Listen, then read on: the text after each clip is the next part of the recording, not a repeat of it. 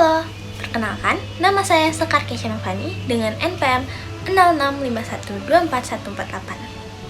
Saya membuat video ini dalam rangka memenuhi penugasan mata kuliah Sistem Operasi yang dibimbing oleh Bapak Ardiansyah MKom. Teman-teman, tahu gak sih, di dunia teknologi itu ada 3 raksasa dalam sistem operasi yang sering kita temui? Yap, betul banget, ada Windows, Linux, dan juga Android. Tapi, apa sih bedanya? Yuk kita kupas tuntas. Oke, sebelum kita masuk ke pembahasannya, kita harus tahu dulu fungsi dari sistem operasi itu apa. Jadi, fungsi OS itu sebagai pengatur jalannya program supaya nggak tabrakan. Yang kedua, memastikan RAM dipakai secara efisien. Dan yang ketiga, untuk mengatur penyimpanan data, yaitu read, write, and delete. Yang keempat, sebagai jembatan antara software dan juga hardware. Dan yang terakhir, yaitu sebagai proteksi data dan user.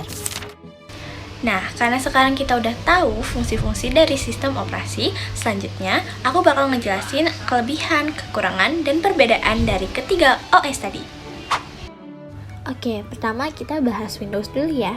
Jadi, Windows ini adalah suatu sistem operasi yang paling populer buat PC dan juga laptop. Kelebihannya, dia gampang dipakai, banyak dukungan teknis, GUI-nya juga konsisten.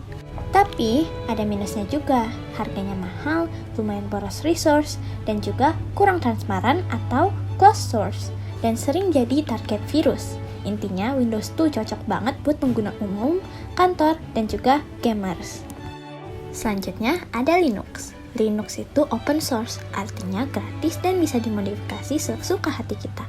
Makanya, Linux sering dipakai di server, superkomputer, dan juga oleh para developer. Kelebihannya aman banget, fleksibel, dan juga stabil.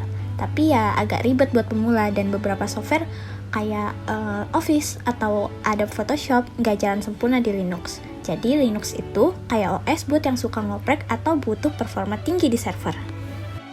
Sekarang kita ke Android. Android itu OS mobile berbasis Linux kernel. Hampir semua smartphone di dunia pakai Android. Kelebihannya itu gratis, fleksibel, punya ekosistem aplikasi yang super luas di Google Play Store, tapi dia juga punya kekurangan. Misalnya, update tergantung vendor, gampang kena malware kalau asal install aplikasi, dan sering boros baterai. Kesimpulannya, Android jadi raja di dunia mobile karena fleksibilitasnya. Berikut adalah tabel perbandingan 3 sistem operasi yang tadi aku bahas. Berdasarkan tabel, Windows biasanya digunakan pada PC dan laptop, menggunakan kernel hybrid, kelebihannya juga user-friendly, tapi kekurangannya rentan terhadap virus.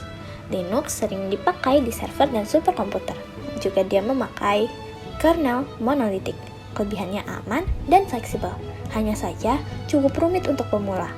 Sementara Android ditujukan untuk smartphone dan perangkat IoT, kernelnya sama dengan Linux yaitu monolitik.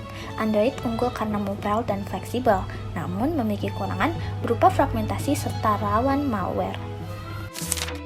Nah, jadi udah tahu kan, gak ada OS yang paling sempurna, karena semuanya balik lagi ke kebutuhan kita.